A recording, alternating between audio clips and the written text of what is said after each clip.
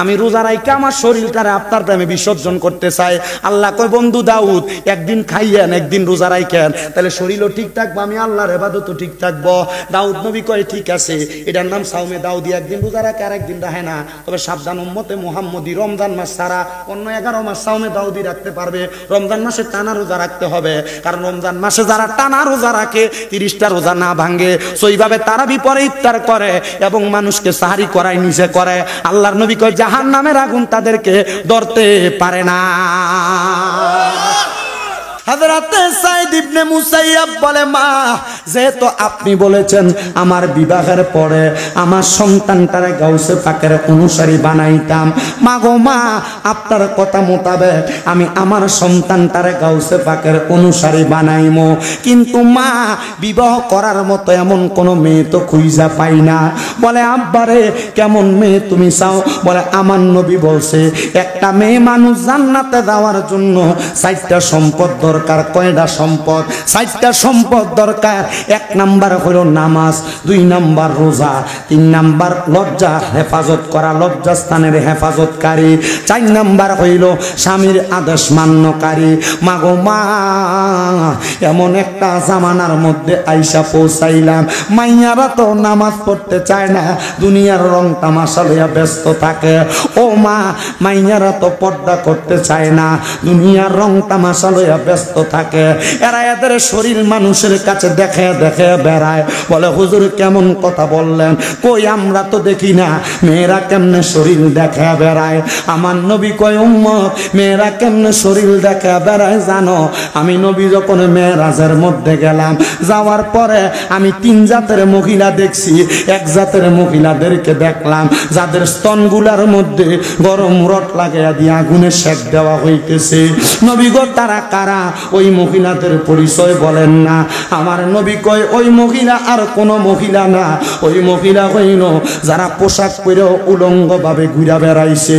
ওই মহিলা তারা দেখবেন আপনার মেয়ে, আপনার বউ, আপনার বইনে, আপনার মায়ে এমন বোরকা পরে, এমন জামা কাপড় পরে, এমন টাইট ফিটিং পোশাক পরে, এটার কারণে তাদের শরীর উলঙ্গ থাকলে যেমন দেখা যাইতো পোশাক পরলে ঠিক এমনই বোঝা যায়।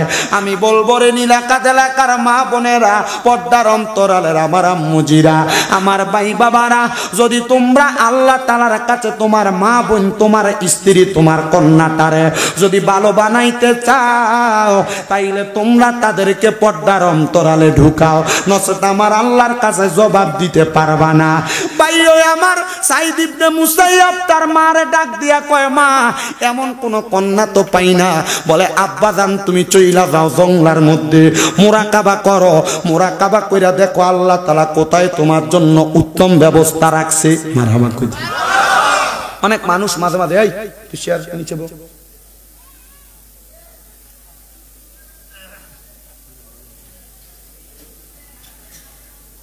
পিছনে মুরব্বী আছে,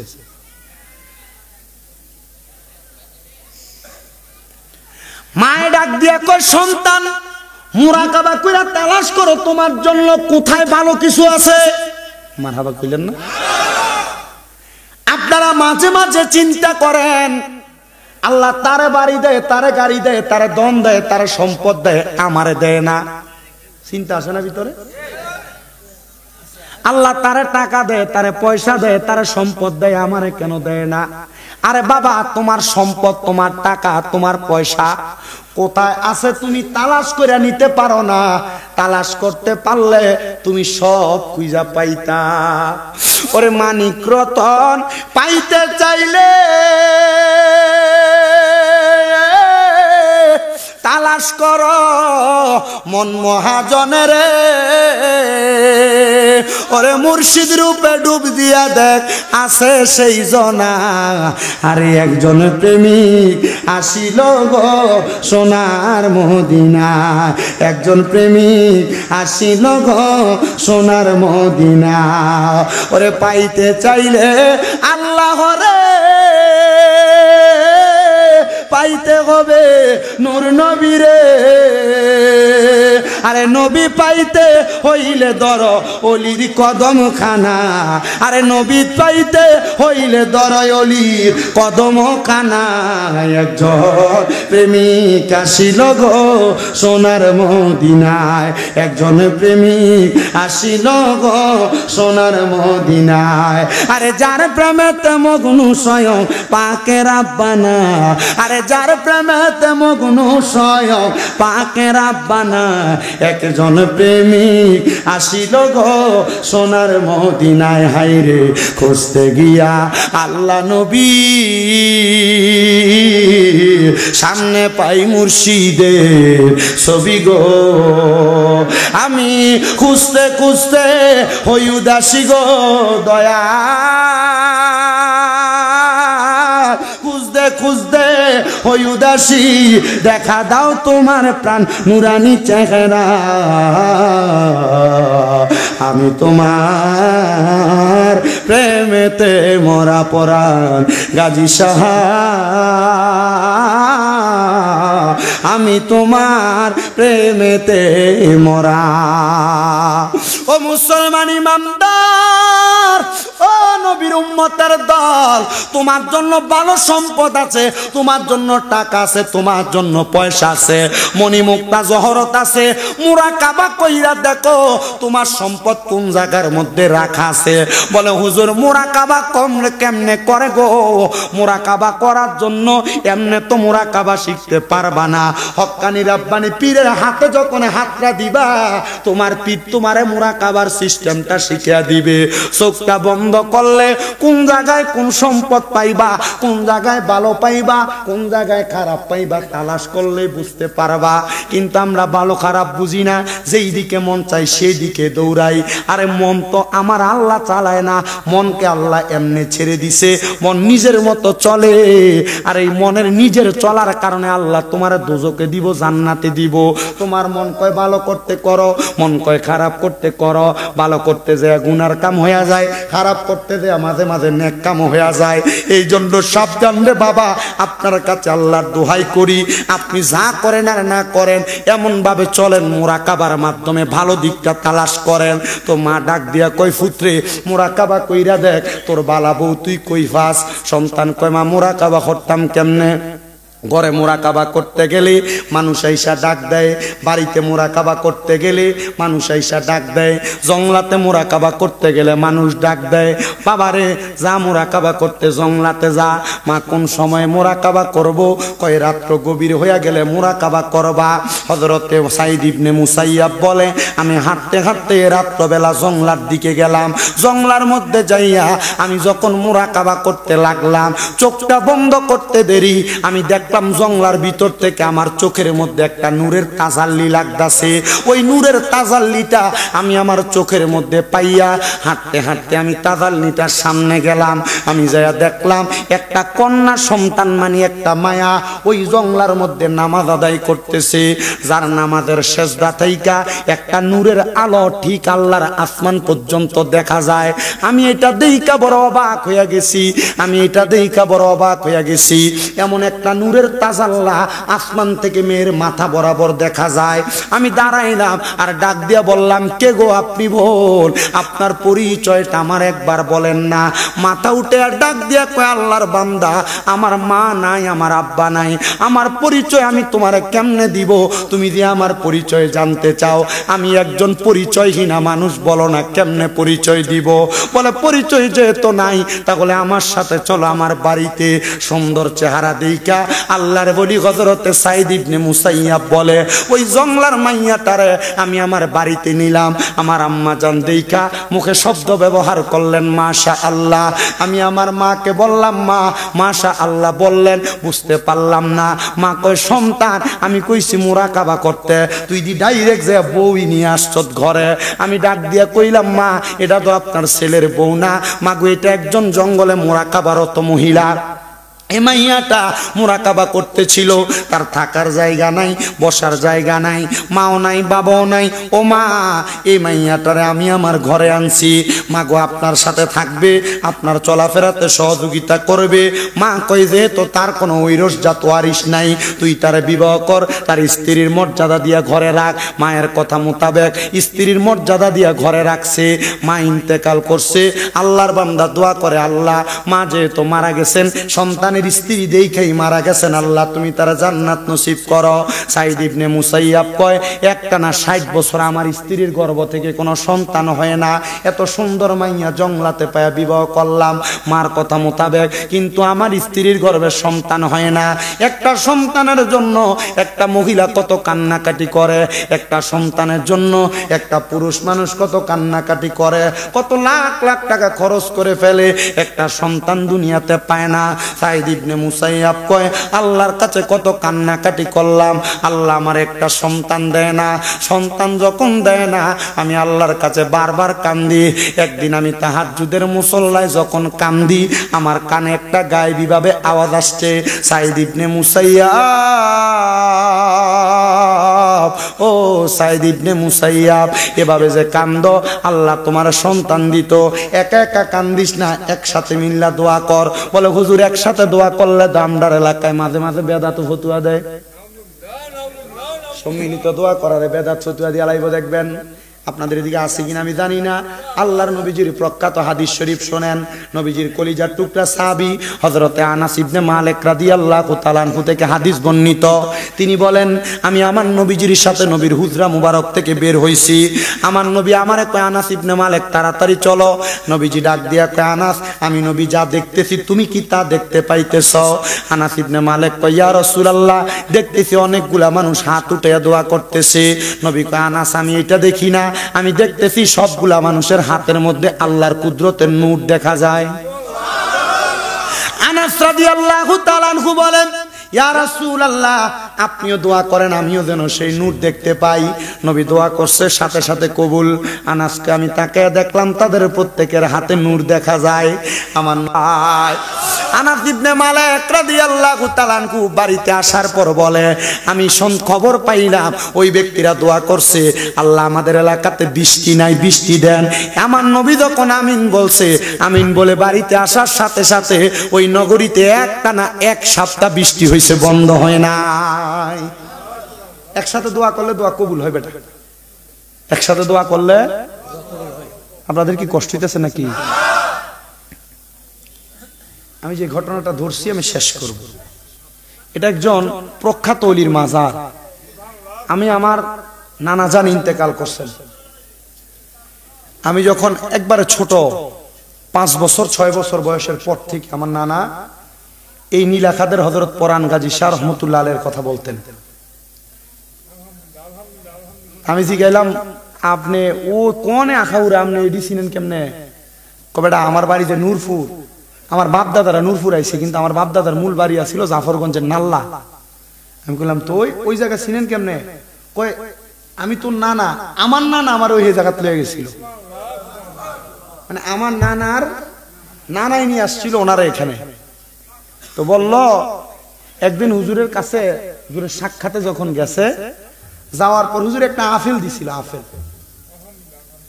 আমি কইলাম, হেকালে আপেল ভাই কো? বেটা আমি নিজেও বুঝছি না, বৈশা রইছে।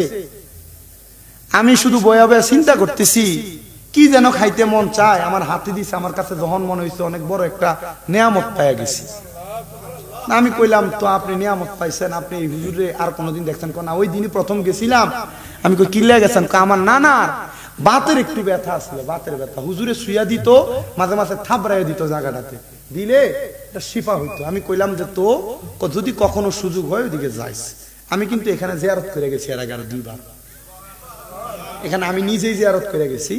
কারণ আমাদের যারা আউলিয়া কেরামের প্রথমত আমরা চলাফেরা করি, আমাদের একটা খাসিয়ত, আমরা বড় বড় আউলিয়া কেরামদের রওজা জিয়ারত করি।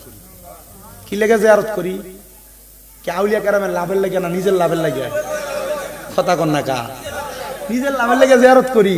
কারণ আউলিয়া কেরামের সোহবতে গেলে আল্লামা রুমি মসনবী রুমি কয় সোহবতে সালে তোরা সালে কোনার, ভালো মানুষের সোহবতে গেলে ভালো কিছু পাইবা। মারহাবাদি কয় না, আপনারা আসতে কইতেছেন মারহাবার, জোরে কোন মারহাবা। আমার বাবাজিরাম, তো আমি আমার ধারাবাহিক কথাগুলা বলি।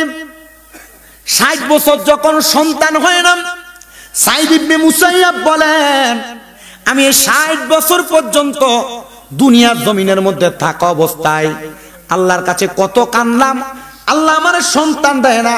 গায়েবী ভাবে আওয়াজ পাইলাম, ও সাইদ ইবনে মুসাইয়াব একা একা কান্দিস না, বাড়িতে তোমার বউ আছে, যাই এক লগে দোয়া কর, দোয়া কবুল হইব।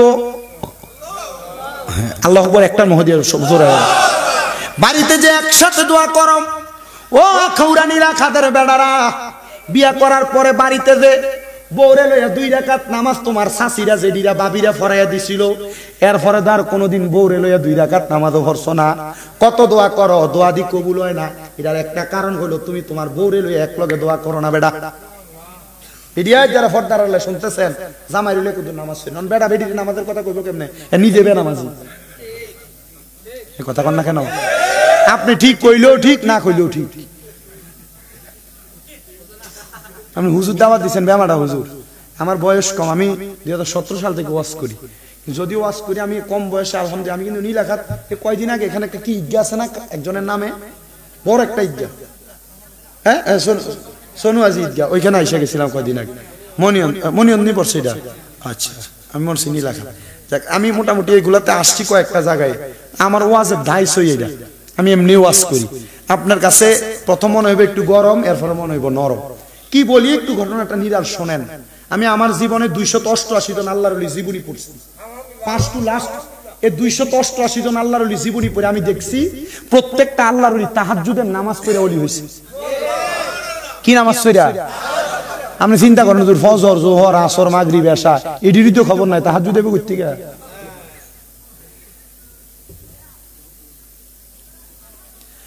আমার মুসলমান ইমানদার,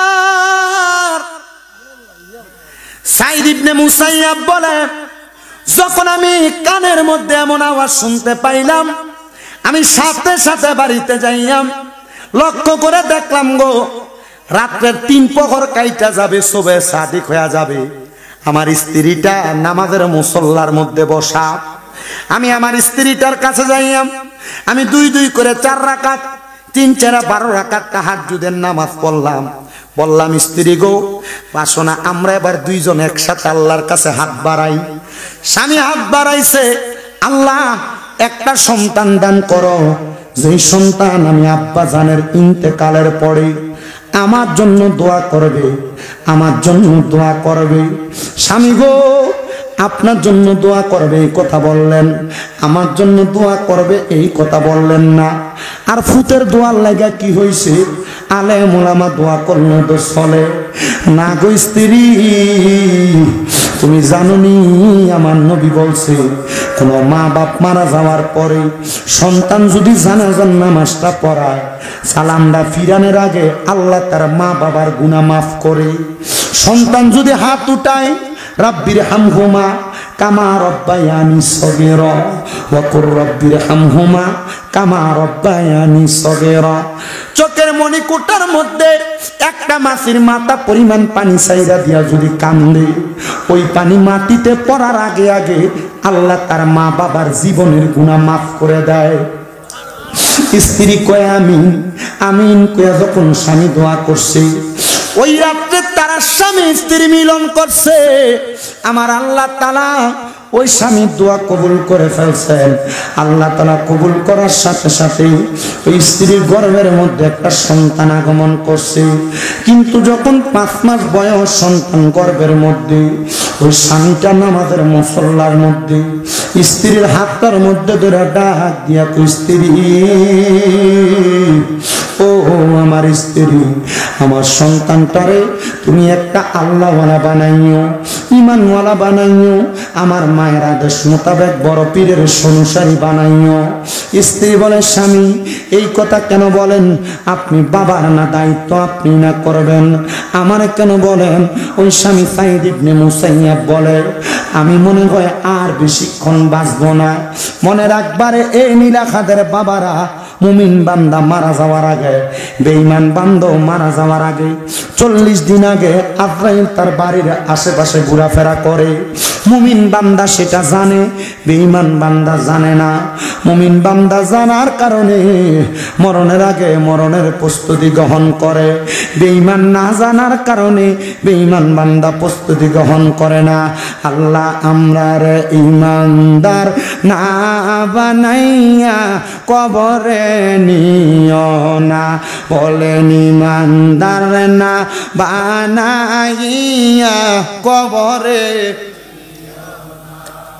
বলেন ইমানদার না বানাইয়া কবরে নিও।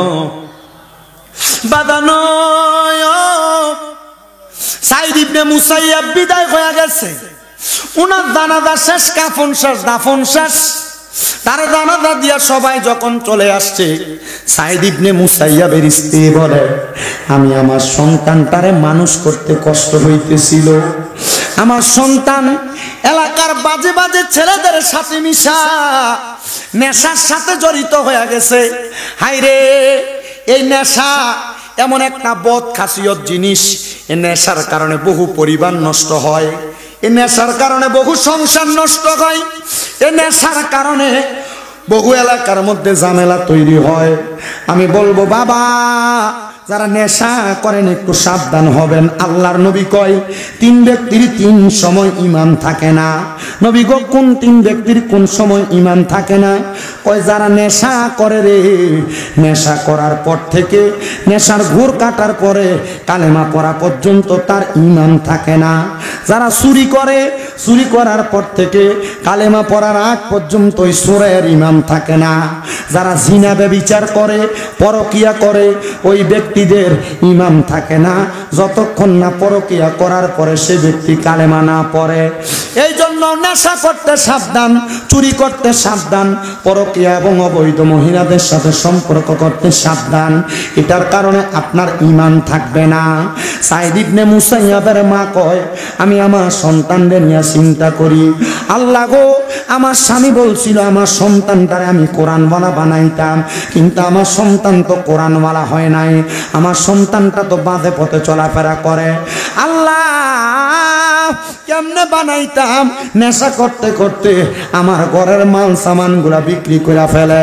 দেখবেন আমি জানি না নীলা খাদে আছে কিনা, এই নেশা খট্টির জ্বালায়, বাবা খট্টির জ্বালায়, গাঞ্জা খট্টির জ্বালায় এলাকার ভিতরে কল দিও থাকে না, খুল্লা নিয়ে চুরি করে, মোটরটিও নিয়ে চুরি করে। কথা কোন ঠিক কিনা?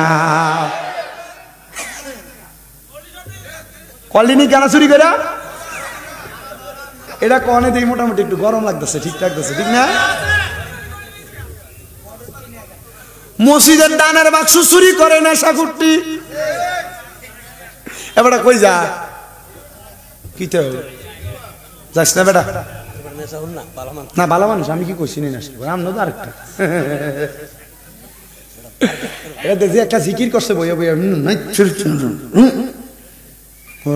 তুমি সামনে বইবা বেটা, একটু জিকির করে আমি লাস্টে দিয়া ওইও সামনে। ভালো মানুষ, আল্লাহ কবুল করো, কামিন কন। তো নেশা করার এই স্বভাব আসেনি। কোন ব্যক্তির কয় সময় ঈমান থাকে না? 3 ব্যক্তির 3 সময়। নেশা করলে তার ঈমান, চোর চুরি করলে ঈমান। কোন জাতের চোর? ওজনে কম দেয়, এটা একটা চোর। মা বাপ মরে যাওয়ানোর পরে ভাই বাতিটা জমি দখল করে খায়, এটা আরেকটা চোর। মানুষের ক্ষেতের গালা কাছাইতে কাছাইতে 1 লাইলের 1 বিঘা বানায়, এটা আরেক চোর। মানুষের মিশা কথা কয়ে ব্যবসা করে অল্প টিয়ারটা বেশি দামে বেচে, এটা আরেক চোর। কথা কয় না তো? এই যে রমজান মাস আইতাছে, রমজান মাসে দেখবেন বুট, ডাল, চিনি, তেল, খেজুর গুদামজাত করব, বাজারে মালের সংকট দেখাইব, দেখাইয়া বেশি দামে বেচবো, এটা আরেক চোর। কথা দি কর নাম না, মানে কি চিন্তা করে হুজুর আসলে তো ঠিক।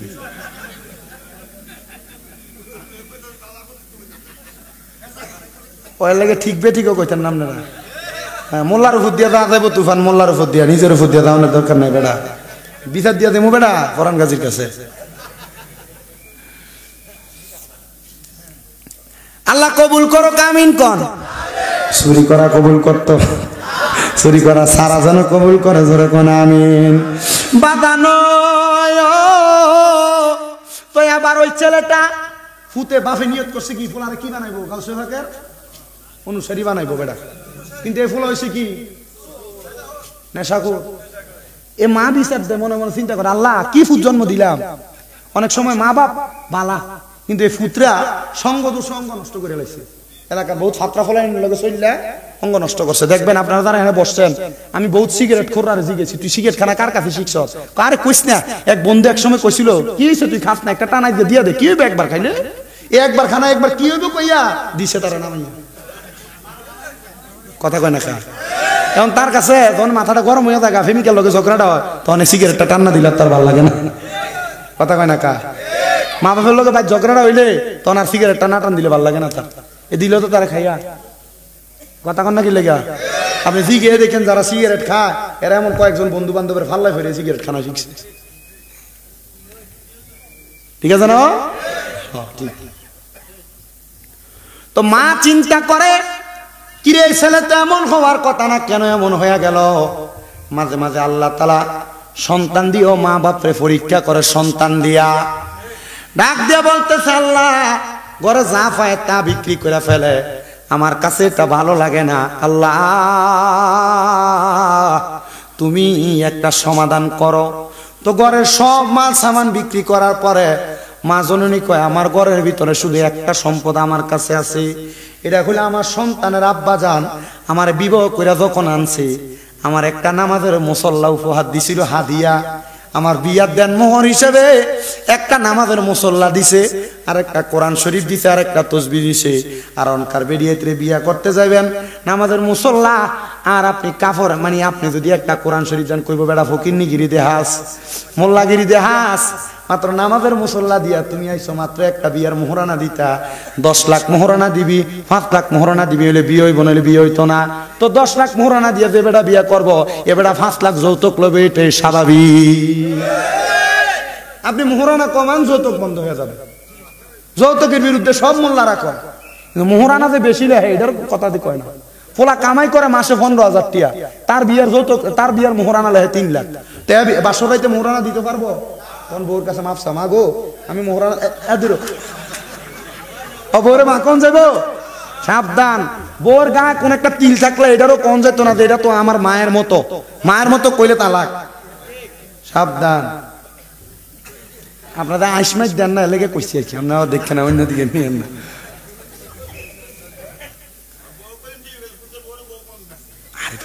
দূর বেটা ফেস জানবো না বেটা, আমার যখন গুণা না, আমি তো ফেস একটা ভিতরে রাখছি, আমি কইছি দেখছিনি। আমার কাছে ভাল লাগতেছে ওয়াজ করতে, কি আপনাকে কইলে আমি যাবো গা ভাই, কি হইব? আমি কালকেও করছি 2টা মাফি, আজকে একটা মাফি, আমার আগামীকালকেও 2টা মাফি। আমি রোজার আগে ওই আজকে ফোন দিয়া ওই 8 রোজার দাওয়াত দিছে টাঙ্গাইল আহমেদাবাদ দরবার, ওইটার পাশে। মানে মোটামুটি রানিং মাহফিল চলবে, ঈদের পরেও মাহফিল। শুধু আমরা দোয়া করবেন, আপনার দোয়ায় আমি ছোট মানুষের, আমার 6টা মাদ্রাসা, 6টা। কয়টা মাদ্রাসা? বহুত বক্তারা টেহা কামাই করে না। আমি মনে করি যে আমার টিয়া কামে লাগে বেটা। এই যে আমার এই পর্দার এখানে মনে দুরুইলের একটা পোলা দিছে আমার মাদ্রাসায়, পরে আমার মাদ্রাসায়।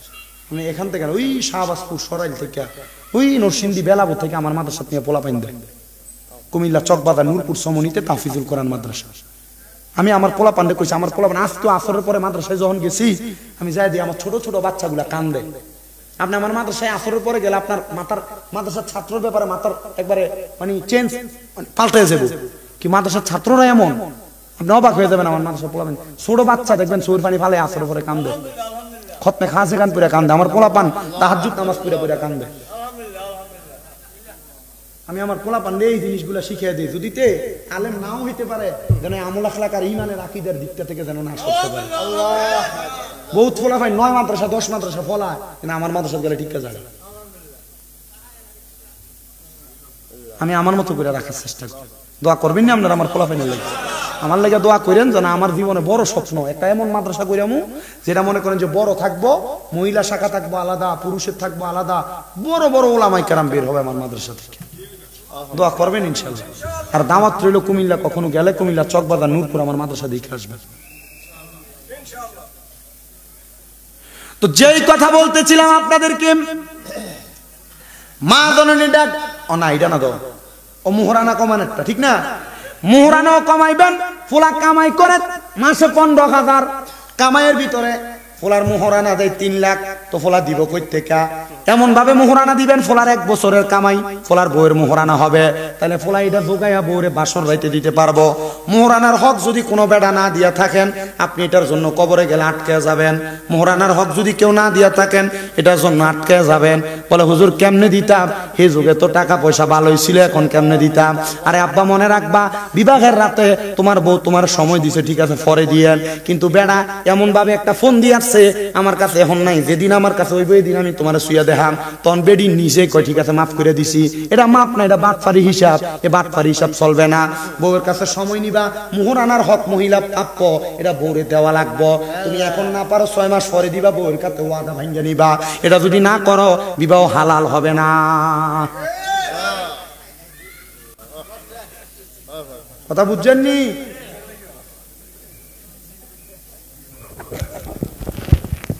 ভুল না।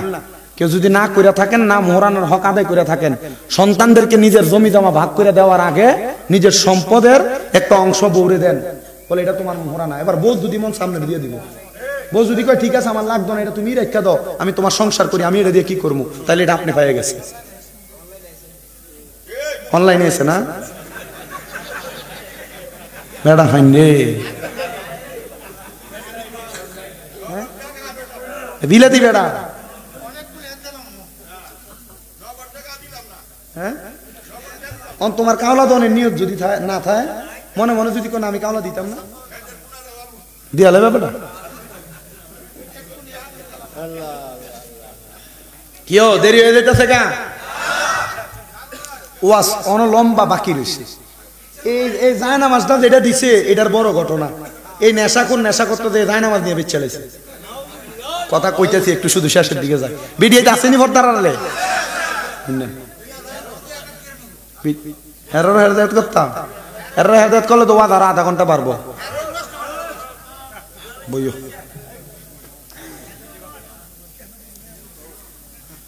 তো ডাক দিয়ে বলতেছেন আমার ছেলে আমার ঘরের সব বিক্রি করছে, শেষ মাস আমার স্বামীর একটা সম্পদ ছিল নামাজের মুসল্লা, আমার ছেলে নামাজের মুসল্লাটা নিয়া সুন্দর করে নিয়ে গেছে। আমি জোহরের নামাজের আগে যাইয়া ঘরে প্রবেশ করতেছি, প্রবেশ করে নামাজ পড়বার লাগে মুসল্লাটা নিমু, যায় দেখি আমার নামাজের মুসল্লাটা নাই। এই ছেলে নামাজের মুসল্লা নিয়া ওই এলাকার বড় আলেম যিনি দামেস্কের বড় মসজিদের মধ্যে ইমামতি করতেন, আপনি বসেন এখানে, হুজুর এখান দিয়ে বসবে, এটা বসবো, বড় আলেম উনার কাছে নিয়ে নামাজের মুসল্লাটা ব্যক্তি বিক্রি করে দিছে। হুজুর এই নামাজের মুসল্লাটা বিক্রি করুন, হুজুর কিনবেন নি? হুজুর কয় কিরে সমাজে এমন অভাবীও আছে যে নাকি নামাজের মুসল্লা বিক্রি করে ভাত খাইব। হুজুর তার কাছ থেকে নামাজের মুসল্লাটা কিনলেন, কিনার পর হুজুর তালাশ করতে লাগলেন এলাকায় কোন বাড়িতে জানি এমন অভাবী মানুষ, আমি তাদেরকে আমার টাকা পয়সা দিয়ে সহযোগিতা করব। কারণ আল্লাহর নবীর ঘোষণা আস-সাখিউ হাবিবুল্লাহ, দানকারী ব্যক্তি আল্লাহর বন্ধু, আমি তাদেরকে একটু দান করব। তালাশ করতে লাগলাম, নীলাখাদের পুরা গ্রামের মধ্যে তালাশ করছে, কোনো বাড়ির মধ্যে এমন লোক নাই যারা নামাজের মুসল্লা বিক্রি করবে। তালাশ করতে করতে দামেস্কের বড় মসজিদের পেছনে যায় একটা ঘর নিরাল, ওই ঘরের সামনে দেয়া সালাম দেয়, আসসালামু আলাইকুম ওয়া রাহমাতুল্লাহ, কোনো জবাব দেয় না। 3 বার সালাম দেয়, জবাব দেয় না। সালাম দিয়া চইলা যাবে, পেছন থেকে মহিলা কণ্ঠে জবাব দেয়, ওয়া আলাইকুমুস সালাম ওয়া রাহমাতুল্লাহি ওয়া বারাকাতুহু। আল্লাহর বান্দা ডাক দিয়া কয়, ও জগতের মানুষ, আমি আবার পেছনে ফিরলাম না, কারণ মহিলা মানুষ তাকাইলে চোখের জিনা হবে। বেড়া মানুষ মনে রাখবা, নিজের স্ত্রী ছাড়া, নিজের মা ছাড়া, বোন ছাড়া, 14 জন গায়রে মাহরম মহিলা ছাড়া অন্য কোন নারীর দিকে যদি তুমি তোমার চোখ দিয়ে তাকাও, তাহলে তোমার আমলনামার মধ্যে জিনার গুনাহ হবে, জিনার গুনাহ। আমরা মনে করি কোন নারীর সাথে মেলামেশা করলেই মনে হয় জিনা হয়। না না না, কোন অবৈধ নারী মানে কোন গায়রে মাহরাম মহিলার সাথে মুখ দিয়া কথা বললে তোমার মুখের জিনার গুনাহ হবে। কোন মহিলার কণ্ঠের আওয়াজ যদি তোমার কান দ্বারা শোনো, তোমার কানের জিনার গুনাহ হবে। গান যে শোনো, গান শোনার কারণে ওই মহিলা কণ্ঠের আওয়াজ তোমার কানে যাওয়ার কারণে তোমার জিনার গুনাহ হবে। এ পর্দার অন্তরালের মহিলারা, তুমি তোমার ফুতেরে যেই বাড়িতে ডাক দাও 3 বাড়ি তোমার ডাক শোনা যায়। মনে রাখবা, মহিলাদের গলার আওয়াজ যদি কোনো পরপুরুষ শোনে, মহিলাদের আমলনামার মধ্যে কবিরা গুনাহ হয়, কবিরা গুনাহ। এ বেডিয়া বেপর্দা ভাবে যে চলাফেরা করো, সাবধান হয়ে যাও। আল্লাহর নবীজি তিরমিজি শরীফের সুনানের 2211 নম্বর হাদিস, নবী আমার কয়, মহিলা যখন কিয়ামতের আগে দেখবা তাদের গলার আওয়াজ বেড়ে গেছে, তারা তাদের গলা দিয়া গানের আওয়াজ শোনায়, গানের আওয়াজ শোনায়, মনে করবা কিয়ামত অতি সন্নিকটে, নতুন নতুন রোগ, নতুন নতুন মুসিবত তোমাদেরকে আঁকড়ে ধরবো। করোনা ভাইরাস এই তো 2021 সালে আসলো। এর আগে তো করোনা ভাইরাস নামক কোন ভাইরাসের নাম মুরব্বীরা শুনে নাই। কেন আসলো? আল্লাহ দেয় নাই। এটি আমরা গুনাহ করতে করতে আমরা হাতে কামাই করে আনছি।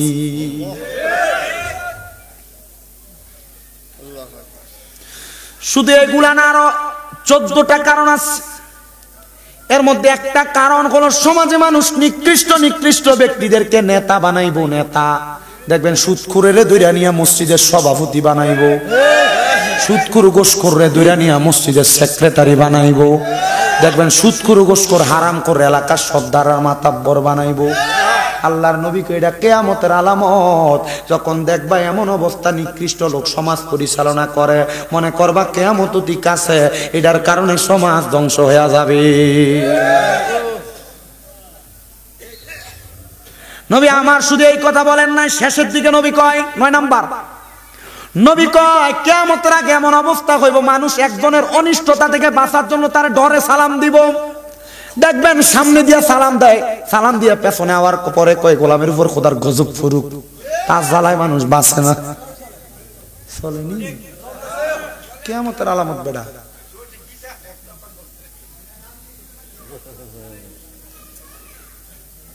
আপনারা কি জাতের ওয়াজ শোনেন আমি বুঝি না, তবে এই জাতের ওয়াজ হইনেন যদি ভালো লাগে আর কি। তবে এই ওয়াজটা এশারের পরের ওয়াজ, এখন রাতের যে 12:30 বাজে এই সময়ের ওয়াজ না। ভাল লাগলে আমি করবো আর কি। 1.5 ঘন্টা হয়ে গেছে কাজ আব্বা, আমি 1 ঘন্টা 20 মিনিট ওয়াজ করি। আরো কর্তা 740 বিকো বেটারে ধরে আনো, ওয়াজটা আরো কুদুর করি। তাহলে একটু মহাব্বতে দুরূদ পড়েন, আল্লাহুম্মা সাল্লি আলা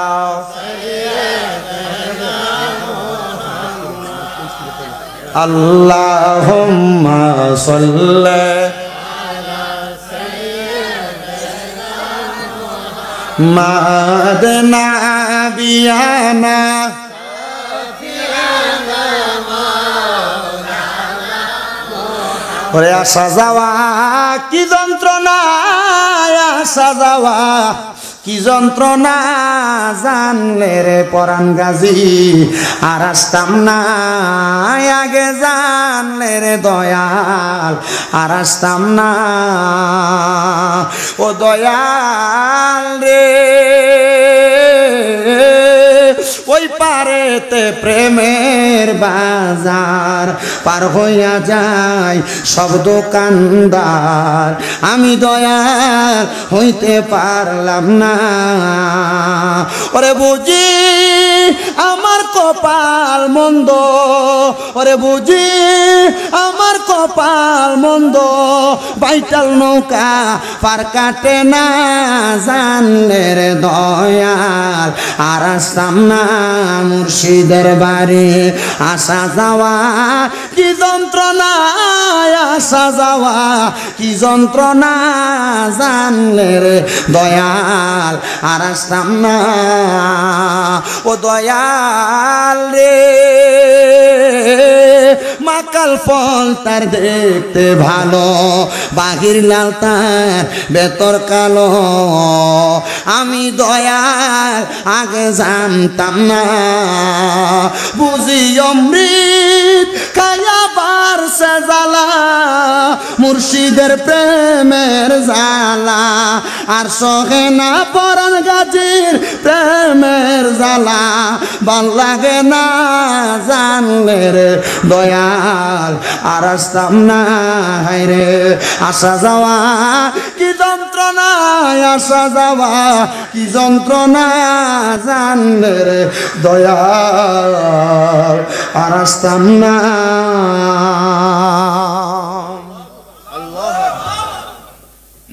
এ মুসলমান সব ঘরে তালাশ করে এক ঘরের সামনে গেছে, বেড়ির পিছনের দিকে ফিরে তাকায় না। আল্লাহ নবী কয় মা তাকাইলে আমার জিনার গুনাহ হইবে, এই জন্য তাকাই না। ডাক দিয়া কয় মা এটা কি ওই ব্যক্তির ঘর যেই ব্যক্তির ঘর থেকে একটা জানাজার নামাজ বিক্রি করা হয়েছে, যায় নামাজের মুসল্লা? মহিলা কয় হুজুর একটা ফুট জন্ম দিছি, এই ফুটটার লয়ে মুসিবতে আছি। ডাক দিয়া কয় মা কি মুসিবত? কয় হুজুর ঘরের সব বেচা অবশিষ্ট আমার স্বামীর শেষ সম্বল নামাজের মুসল্লাটা বেচা দিছে। মা গো মা, নামাজের মুসল্লা বেচা তো বালা কথা। ও মা আপনি কি অভাবী? বলে হুজুর আমি অভাবের কথা চিন্তা করি না, আমি খানার কথা চিন্তা করি না। মা স্বামী যে নাই ফুটে যে কামাই করে না, নেশা করে, ঘরের সব নিয়ে বেছে, আপনি খান কি? মহিলা কই হুজুর আমি কোনো খাবারের কথা চিন্তা করি না, আমি সারা বছর রোজা রাখি, আমি সাউমে দাউদি পালন করি। বলে হুজুর সাউমে দাউদি আবার কোনটা? দাউদ নবী একটা না রোজা রাখছে আল্লাহর পক্ষ থেকে। দাউদ নবীর শরীর যখন একবারে চিকন হয়ে দুর্বল হয়ে গেছে, আল্লাহ কই নবী দাউদ গো একটা না রোজা রাখেন না, আপনার শরীরের অবস্থা তো কেমন নাজেহাল দেখা যায়। দাউদ নবী কয় আল্লাহ আমি রোজা রাইকা আমার শরীরটারে আপনার প্রেমে বিসর্জন করতে চাই। আল্লাহ কয় বন্ধু দাউদ একদিন খাইয়েন একদিন রোজা রাইকেন, তাহলে শরীরও ঠিক থাকবো, আমি আল্লাহর ইবাদতও ঠিক থাকবো। দাউদ নবী কয় ঠিক আছে, এটার নাম সাউমে দাউদি, একদিন রোজা রাখে আর একদিন রাখে না। তবে সাবধান উম্মতে মুহাম্মদী রমজান মাস ছাড়া অন্য 11 মাস সাউমে দাউদি রাখতে পারবে, রমজান মাসে টানা রোজা রাখতে হবে। কারণ রমজান মাসে যারা টানা রোজা রাখে 30টা রোজা না ভাঙে, সেইভাবে তারা বিপরে ইফতার করে এবং মানুষকে সাহারি করায় নিজে করে। আল্লাহর নবী কয় জাহান্নামের আগুন তাদেরকে ধরতে পারে না। মহিলা ডাক দিয়া কয় হুজুর সাউমে দাউদি পালন করি। ও মা একদিন পর একদিন যে ইফতার করেন সাহারি করেন খানা ফান কই? মহিলা কয় হুজুর খানার দরকার লাগলে 2 রাকাত নামাজ পড়ি, যে নামাজের নাম সলাতুল হাজতের নামাজ। সুবহানাল্লাহ কয় না? দুহার চাস্তের নামাজ, মাগরিব পড়ে একটা পরে আওয়াবি মারহাবা কয় না? 100 রাকাত একটা নামাজ পড়ে সলাতুল খায়ের। যে একটা নামাজ আছে হয় দিনে একবার, নয় সপ্তাহে একবার, নয় মাসে একবার, নয় বছরে একবার, নয় জীবনে একবার, সলাতুল তাসবিহ, সলাতুল ইস্তিসকা। কতলা নামাজ পড়েননি? নামই তো শুনছি না। এমন কতলা নামাজ আছে বেটা? আল্লাহ নবী যে 50 ওয়াক্ত নামাজ আনছিলেন, নামাজটি কই বেটা? 5 ওয়াক্ত বললে যে 50 ওয়াক্ত সওয়াব পাইবা, কিন্তু 50 ওয়াক্ত তো এর তো নাম দি আছে, এর কো ফাইলা না? এমন টোহায়া দেখো আরো বহুত পাইবা। আমি কিন্তু ডাইনে বামে যাইতেছি, আমার ওয়াজের ধারাবাহিকতায়, ঘটনার ধারাবাহিকতায় যেখানে যে কথা আসতেছে এই কথা ভাঙ্গা ভাঙ্গা বলতেছি, অসুবিধা হইতাছে না? মহিলা কয় হুজুর বড় যন্ত্রণায় সলাতুল ইস্তিসকার নামাজ পড়ি, হাজতের নামাজ পড়ি। হুজুর ডাইন দিকে সালামটা ফিরাইয়া বাম দিকে ফিরাইয়া দেখি খানা হাজির হয়ে গেছে। কই টাকা খানা আইছে এটা তো বলতে পারি না। হুজুর আমার স্বামী মরার পর থেকে এই ইবাদতটা ধরছি, খানার কথা চিন্তা করা লাগছে না, টেনশন করা লাগছে না। আমার স্বামীরে হারাইছি কথা সত্য, আমার আল্লাহ গায়েবী ভাবে আমার স্বামীর দায়িত্বটা কেমনে জানি পালন করে দিতেছে। হায়রে একটি বাসায় 2টি পাখি কত যে আনন্দে থাকি গো, এখন তুমি কোথায় আমি কোথায় পরাণ গাজী কাউকে কেউ আর দেখি না আগে জানি না তুমি এমন করে সেরে যাইবার মুর্শিদাগে জানি না তোমার আত্মাতে মি সায়াতা কইতাম কত মনের কথা গো এখন কার কাছে কই মনের কথা কেউ নাই আমার আপনা দয়াল কার কাছে কই মনের কথা কেউ নাই আমার আপনা আগে জানি না তুমি এমন করে সেরে যাইবার পরাণ গাজী সায়াগে জানি না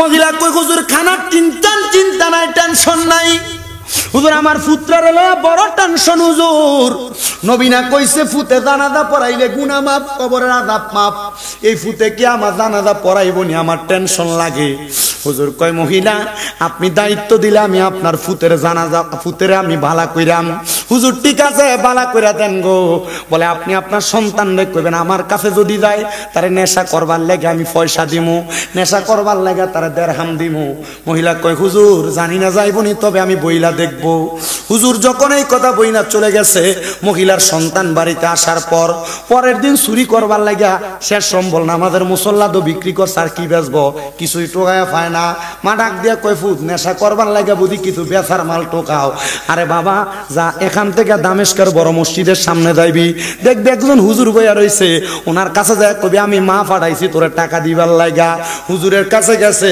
যায় কই হুজুর আমার মা কইছে আপনি নাকি আমার সম্পদ দিবেন হুজুর কয় আব্বা আমি যেই সমস্ত খবর তোমার ব্যাপারে জানি তুমি একজন নেশাখোর অপবিত্র শরীরের সাথে আমার শরীর আমি লাগাইতাম না আব্বারে আমার সামনে একটা পুকুর দেখা যায় যারে আব্বা যা এই পুকুরে কুফের মধ্য থেকে একটু পানি উঠাইয়া মাথার মধ্যে ঢাইলা গোসলটা করে আমার সামনে আয় হুজুর এখানে যদি আমি গোসল করি নাগাহে বলি হুজুর আমি যদি এখানে গোসল করে আমার টাকা দিবেন বলে দিব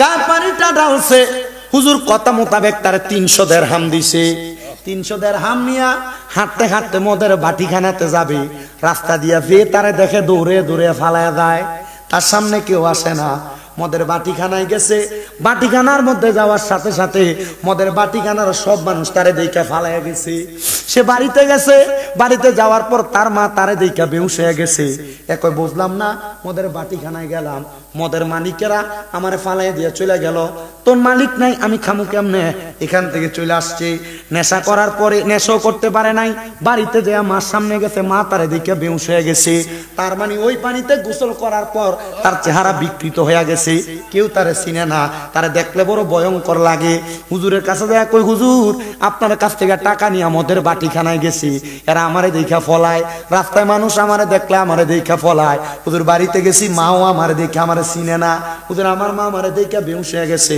হুজুর যাওয়ার জায়গা নাই আপনার কাছে আমার জায়গা কইরা দেন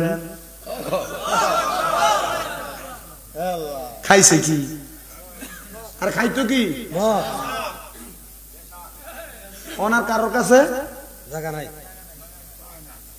হুজুর আপনার কাছে একটু জায়গা দেন হুজুর কো আব্বা আল্লাহর ওলি যারা এরা অপবিত্র তারা অপছন্দ করে আবার তুমি নেশা করছো আব্বা অপবিত্র হওয়া যাবে না বাবা পবিত্র হও হুজুর আমি না গোসল করে গেলাম পবিত্র করছো আব্বা ওয়াদা করো আর কোনোদিন নামাজ ছাড়তা না আর কোনোদিন মিশা কইতা না আর কোনোদিন অপকর্ম বাজে কাজে লিপ্ত হইতাম কথাগুলা কইয়া সুন্দর করে বসছি হুজুর কি করতাম আমার তো কোনো কাম নাই হুজুর আপনার এখানে কোনো কাম যেহেতু নাই আব্বা আসো কোরআনটা শিখাই 1 বছরে কোরআনে হাফেজ বানাই দিছি কয় বছর 1 বছরে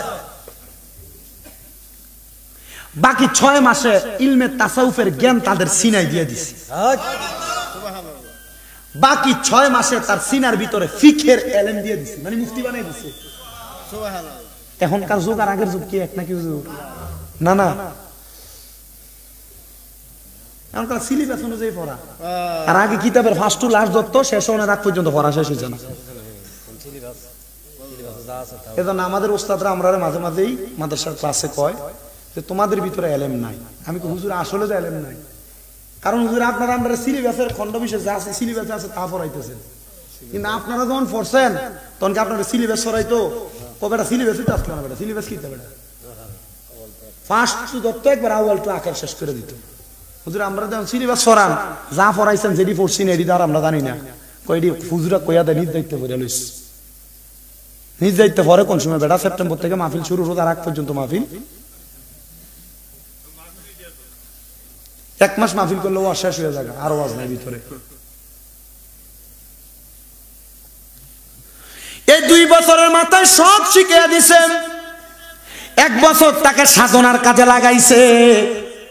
এবার হুজুরের কাছে খবর আসছে, যারে এ হুজুর তার মা ইন্তেকাল করছে, তার জানাজার নামাজটা পড়ায়া দাও। ছেলে ডাক দিয়া কই হুজুর আমি নেশা করছি কিন্তু আমার মায়ের বড় শখ ছিল,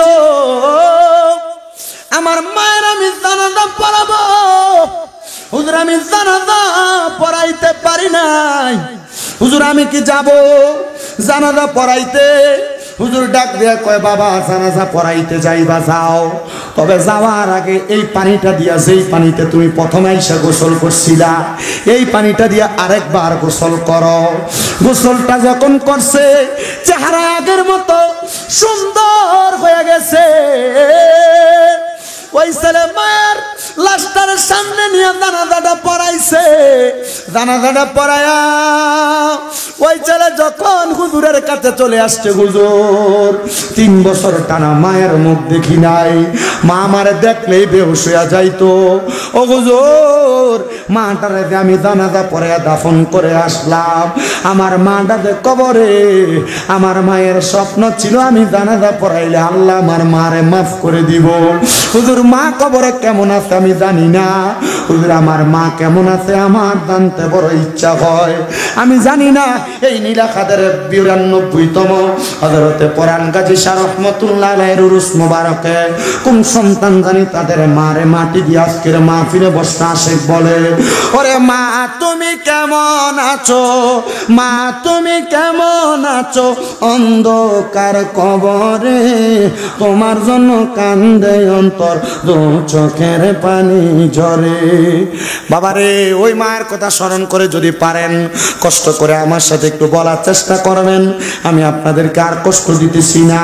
ওই সন্তান শুধু বারবার কাঁদতেছে, মার কথা চিন্তা করে কান্দে।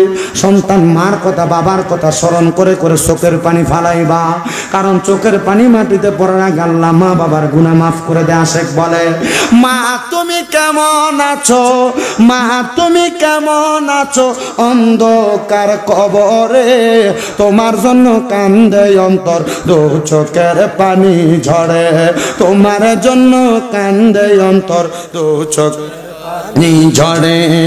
ছোট কালের কথা পরে যখন মনে, বসে বসে কান্দি মাগো পানি 2 নয়নে, বসে বসে কান্দি মাগো পানি 2 নয়নে। আমার দুঃখ বোঝার মতো, আমার দুঃখ বোঝার মতো কেউ নাই সংসারে, তোমার জন্য কান্দে অন্তর, দু চোখের পানি ঝরে, তোমার জন্য কান্দে অন্তর, দু চোখের পানি ঝরে। মা মা গো মা। ওই ছেলে ডাক দিয়া কই হুজুর আমার মা কবরে কেমন আছে আমি জানি না, আমার মন নাচে আমার মার অবস্থা জানতে। হুজুর এবার আল্লাহর কোরআন তেলাওয়াত করে, ওয়া মিনাল লাইলি ফাতাহাজ্জাদ বিহি নাফিলাতাল লাকা আসা আইয়া বা'সাকা রাব্বুকা মাকামান মাহমুদা। হুজুর ডাক দিয়া কয় বাবা আল্লাহ নবীরে কইছিল আপনি রাতের কিছু অংশে তাহাজ্জুদের নামাজ পড়েন, যদি তাহাজ্জুদের নামাজ পড়েন অতি সত্বর আপনারাকে মাকামে মাহমুদ প্রশংসার জায়গা দান করবে। যখন এই আয়াত নাযিল হইছে আমার নবী আল্লাহর কাছে কাঁদছে, আল্লাহ আমার উম্মত আমি নবী দুনিয়াতে না থাকলে তাহাজ্জুদ পড়ব, আমার উম্মতের আপনি কি দিবেন? আল্লাহ কই বন্ধু নবী আপনার উম্মত তাহাজ্জুদ পড়া যা চাইব তা দিব। কামাই নাই, রুজি নাই, বরকত নাই, রোগ বালা মুসিবত ছাড়ে না, বিদেশ যাওয়ার চেষ্টা করো, পারো না, তাহাজ্জুদের নামাজ পড়ো, আল্লাহ তাআলা তোমারে বরকত দান করব। হুজুর ডাক দিয়া কয়, এ ছেলে তোমার মা যেহেতু কবরে, তোমার বাবা যেহেতু কবরে, তুমি তোমার মা বাবার কবরের অবস্থা জানতে তাহাজ্জুদ নামাজ পড়ো। ছেলেটা তাহাজ্জুদের নামাজ পড়া আল্লাহ তাআলার কাছে কান্দে কান্দে আর কান্দে, একটা না 7 দিন কাঁদছে। 7 দিনের দিন ওই ছেলেটা কাঁদতে কাঁদতে হুজুরের কাছে এসে ডাক দিয়ে কই, হুজুর আমার মা বাপ তো কবরে বড় ভালো আছে। বলে কেমন আছে, কি দেখছো? বলে হুজুর তাহাজ্জুদ পড়া যখন কান্দি আমি দেখছি আমার মা জননী আমার আব্বা জান একটা সুন্দর বাগানের মধ্যে ঘুরতেছে, তাদের ডাইনে 70, বামে 70, সামনে 70, পেছনে 70 জন জান্নাতের হুর গিলমান তাদের সামনে পেছনে ঘুরতেছে। আমি জিগাইলাম, ও মা ও আব্বা জান আপনাদের সামনে পেছনে ডাইনে বামে কেন জান্নাতের হুর গিলমান? বলে তোমার মতো একজন সন্তান মাত্র 3 বছরে নেশা ছাইরা খারাপ পথ ছাইরা দিয়া আল্লাহ তাআলার হেদায়েতের পথে আসছে, আমার আল্লাহ তাআলা একটা নেক সন্তানের বরকতে তার মা বাপকে মাফ করে দেয়। আমরারে ও আব্বা তুই সন্তানের দোয়ার বরকতে আল্লাহ তাআলা আমরারে মাফ করে দিছে। ও আমার ভাই, ও নীলাখাদের হযরতে পরান গাজী শাহ রহমাতুল্লাহ আলাইহির মাজারের উরুস মোবারকের মাহফিলের বাবারা চিন্তা করে দেখো, একটা সন্তানের নেক দোয়ার কারণে আল্লাহ তাআলা তার মা বাপরে মাফ করে দিছে। আমি জানি না তোমরা কে জানি তোমাদের মারে হারাই আজকের মাহফিলে বসছো।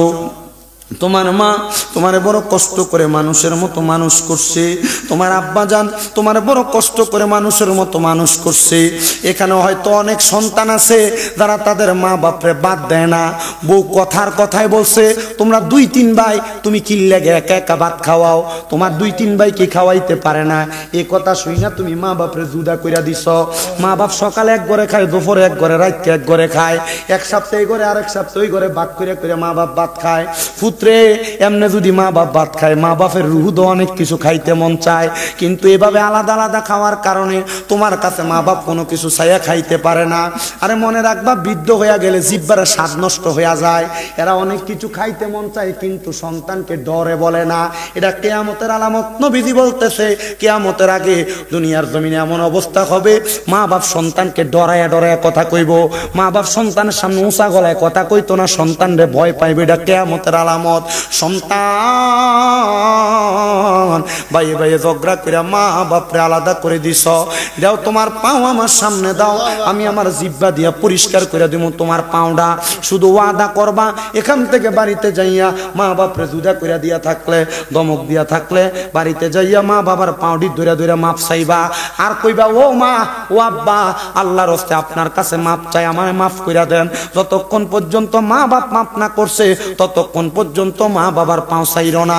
বলে হুজুর মাপ চামু দূরের কথা, 2 ঈদের সময় তো আমি আমার মা বাবার পায়ে ধরে সালামি করি না। আরে সালাম না, মাঝে মাঝে সুযোগ পাইলে আম্মা আব্বার পায়ের মধ্যে চুমা দিবা। আমার সম্মান আমার যোগ্যতা নাই এই মাহফিলে প্রধান বক্তা হওয়ার।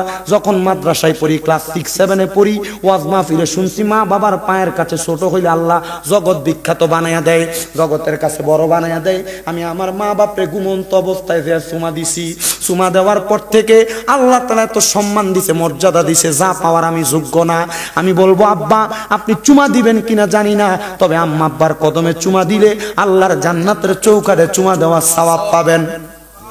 এ সন্তান আজকের মাহফিল কবুল হবে কি হবে না এটার গ্যারান্টি আমি দিতে পারবো না, তবে একটা গ্যারান্টি আমি আপনাদেরকে দিতে পারবো। যদি আগামীকালকে শোনেন নীলাখাদের কোনো দোকানে বৈশা কোনো মুরব্বী কয়, হ্যাঁ শামীম দাদার কথা শুই না আমার ফুতে বাড়িতে যে আমি বাপের পায়ে ধরে মাপ চাইছে, কিন্তু আমার ফুতে কোনোদিন আমার লগে অন্যায় করে নাই। যাদের আব্বা আম্মা বাচ্চা রয়েছে আজ্ঞা ওয়াদা করে যাও এখান থেকে বাড়ির যে আব্বা আম্মার পাউডি ধরে মাপ চাইবা। বলে হুজুর আমি তো কোনো অন্যায় করছি না, আমিও কি মাপ চাইতাম? সন্তান রে, অন্যায় করো আর না করো, আম্মা আব্বার পায়ে ধরলে দাম কমে না, ইজ্জত কমে না, সম্মান কমে না। আল্লাহ তাআলা ইজ্জত বাড়ায়া দেয়, মাকাম বাড়ায়া দেয়। সম্পদ কামাই করবা, বরকত পাইবা একমাত্র মা বাবার কদমে চুমা দিলে, আম্মা আব্বার কদমের কাছে ছোট হইলে। কিন্তু অনেকে চিন্তা করে হুজুর, যাদের বাড়িতে আব্বা আছে তারা বাড়িতে যাইয়া বাবার পায়ে ধরে মাপ চাইবো। আমার তো আব্বা নাই, আমি কার পায়ে ধরে মাপ চাইবো? আমি জানি না আজকে কোন সন্তান তাদের মারে মাটি দিয়ে বাবারে কবর দিয়ে হাত বাড়াইছো, কোন সন্তান তাদের মারে মাটি দিয়ে আজকের মাহফিলে বসছো। তোমার আব্বা জান দামি কোনো জামা কাপড় পরতো না, সিরা জুতাটা পরতো, জুতা ছিটতে ছিটতে পায়ের মুরালিটা রাস্তার সাথে লাগতো, কিন্তু তোমারে নতুন জুতা কিনা দিত। স্মরণ করে দেখো, ওই নতুন জুতাটা পায়ে দিয়া তুমি খাটে দৌড়াদৌড়ি করছো ছোটবেলায়। তোমার আম্মা জান দামি কোনো কাপড় পরে নাই, কাপড় রাস্তা ছিঁড়া ছিল, তোমার জন্য দামি কাপড় কিনা পরে নাই, তোমার নতুন জামা কাপড় কিনা দিছে। ও সন্তান, তোমার স্কুল মাদ্রাসায় যাইতে 10-20 টাকা দিয়া দিছে। তোমার মার কাপড় রাস্তা ছিঁড়া ছিল, এখন তোমার কাছে টাকার অভাব নাই, মা বাপের বড় অভাব। ওই তোমার কাছে টাকা আছে, আব্বারে তো 500 টাকা দিয়ে কিনে একটা লুঙ্গি পরাইতে পারো না, মারে তো একটা কাপড় পরাইতে পারো না, পরাইবা কেমনে? মা বাপ অন্ধকার কবরে। বুইলা গেছে ওই কষ্টের কথা। তোমার মা ঘরের মধ্যে পান্তা ভাত গুলা সকালবেলা খাইতো না, রাইখা দিত আমার ফুতে। যদি দুপুর বেলা আসে, রোদের মধ্য দিয়ে আসতে আমার ফুতে পানি ভাত খাইলে তার কলিজা ঠান্ডা হইব। তোমার ঘরে কত মেহমান এখন খানা খায়, কই মা বাপরে তো একটু খাওয়াইতে পারো না, খাওয়াইবা কেমনে? মা বাপ কবরে। আল্লাহ, যাদের মা বাবা কবরে তাদের আম্মা আব্বার কবর জান্নাতের বাগান বানায়ও। সন্তান চিন্তা করে দেখো, তোমার মা বাপ যদি থাকতো, যদি মাসে 2000 টাকা মা বাবার খানা খরচের পেছনে লাগতো, তাইলে তো তুমি বছরে 24,000 টাকা খরচ করা লাগতো। আম্মা আব্বা যদি বাইচা থাকতো, আম্মা আব্বার যদি মাসে 1000 টাকার ফল কিনা খাওয়াইতা, 12 মাসে তো 12,000 টাকার ফল কিনা খাওয়ানো লাগতো। তোমার মা বাপ ফলও চায় না, কবরে চলে গেছে, খানাও চায় না, কবরে চলে গেছে, কিন্তু তোমারে লাখ লাখ টাকার বাড়ি দিয়া গেছে, খেতে দিয়া জায়গা দিয়া গেছে। এই ক্ষেতের মধ্যে এই জায়গা যদি তুমি ভাড়া থাকতা, মাসে যদি 5,000 টাকা ভাড়া দিতা, তাহলে 12 মাসে 60,000 টাকা ভাড়া দেওয়া লাগতো। আব্বারে হযরতে কোরআন গাজী শাহ রহমাতুল্লাহ আলাইহির মাজার শরীফটা এমনি পড়ে আছে, কাজ বাকি আছে। আমি শুধু কয়েকজন সন্তান চাই, হুজুর আমার মা বাবা আমার সম্পদ দিয়া গেছে। আল্লাহ তাআলা মা বাপরে কবরে কেমন রাখছে জানি না।